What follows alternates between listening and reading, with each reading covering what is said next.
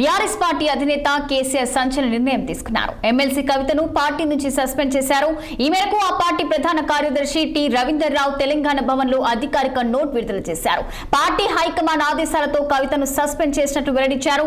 Party line దాటారని కవితపై క్రమశిక్షణ చర్యలు తీసుకున్నట్లు తెలిపారు. ఆమె తీరుపై పార్టీకి నష్టం కలిగించేలా ఉందని నోట్లో స్పష్టం చేశారు.